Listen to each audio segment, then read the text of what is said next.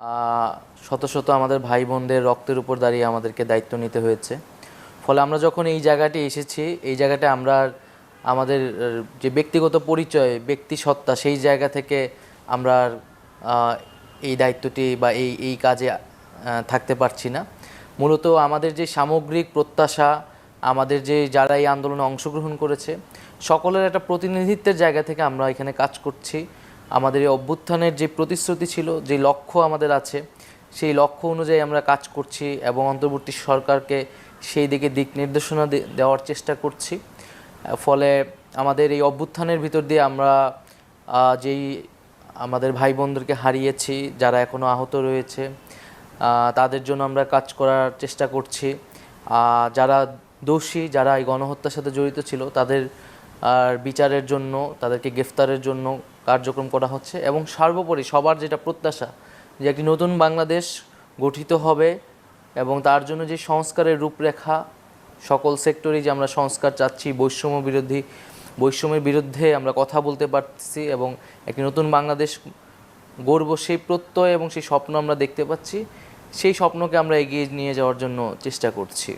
না, আমরা তো একদম নিরেট কোটা সংস্কারের দাবিতেই এই আন্দোলনটি শুরু হয়েছিল এবং আমাদের লক্ষ্য উদ্দেশ্য কেবল কোটা সংস্কারই ছিল। আমাদের দুঃখের জায়গাটা এটি ছিল যে কোটা সংস্কারের জন্য আমরা এর আগে একবার আন্দোলন আমাদের করতে হয়েছে, তখন আমাদের নিপীড়িত হতে হয়েছিল, রক্ত দিতে হয়েছিল এবং অনেক ত্যাগের ভিতর দিয়ে কিন্তু আমরা কোটা সংস্কার আদায় করেছিলাম বা কোটা বাতিল আদায় করেছিলাম। সেটি যখন পুনরায় আবার ফিরে আসলো, শিক্ষার্থীরা ক্ষুব্ধ ছিল। ফলে এই আন্দোলন সফল করতেই হবে, এটা ছাড়া কোনো বিকল্প ছিল না। কিন্তু এই আন্দোলনের ঘটনার ধারাবাহিকতায় আমরা যে ভয়াবহ পরিস্থিতি, শুধু বাংলাদেশ নয় পুরো বিশ্ববাসী দেখেছে যে বাংলাদেশের ইতিহাসে কোনো আন্দোলনই এত দ্রুত সময়ে, এত অল্প কয়েকদিনে এত মানুষকে, এত ছাত্রদেরকে হত্যা করা হয়নি, যেটা শেখ হাসিনা সরকার করেছে। এবং যখন এত রক্তপাত ঘটে গিয়েছে, এত ভাই বোনেরা শহীদ হয়েছে, তখন এই আন্দোলন আর কোটা সংস্কারে থেমে থাকেনি। এটা মানুষের জাতীয় মুক্তির আন্দোলনে পরিণত হয়েছিল। একটা স্কুলের ছেলে, একটা প্রাইভেট বিশ্ববিদ্যালয়ের ছেলে মেয়েরা তারা নেমেছে, একজন মজুর নেমেছে, শ্রমিক নেমেছে, শিশুরা পর্যন্ত নিহত হয়েছে। তো স্বাভাবিকভাবেই সারা দেশের মানুষ যখন নেমে এসেছে, এটা মানুষের মুক্তির আন্দোলনে পরিণত হয়েছে। ফলে এই আন্দোলন দ্রুত বেগে এগিয়েছে মানুষের সমাজে ন্যায় বিচার প্রতিষ্ঠার জন্য, মানুষের জীবনের নিরাপত্তা ও মর্যাদা প্রতিষ্ঠার জন্য। তখন এটি সরকার পতনের আন্দোলনে রূপান্তরিত হয়েছে এবং ছাত্রদের নেতৃত্বে এই আন্দোলন সফল হয়েছে এবং সরকারের পতন ঘটেছে।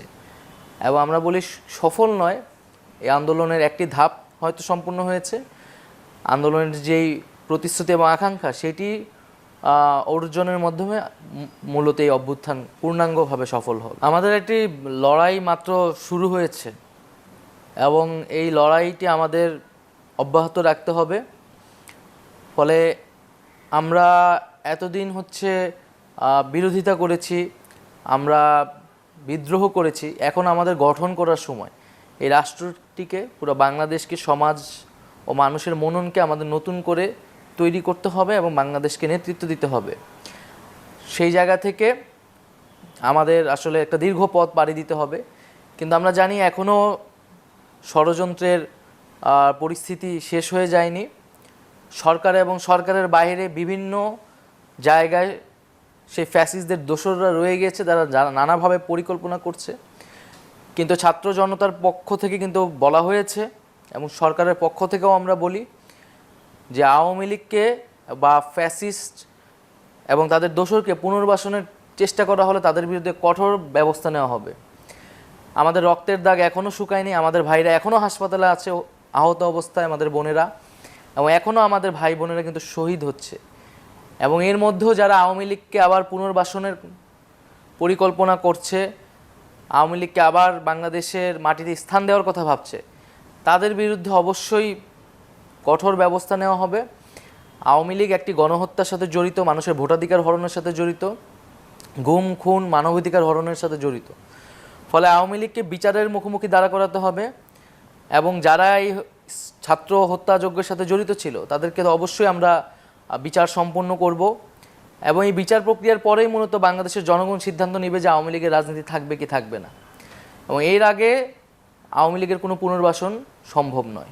যারা এই নতুন বাংলাদেশেও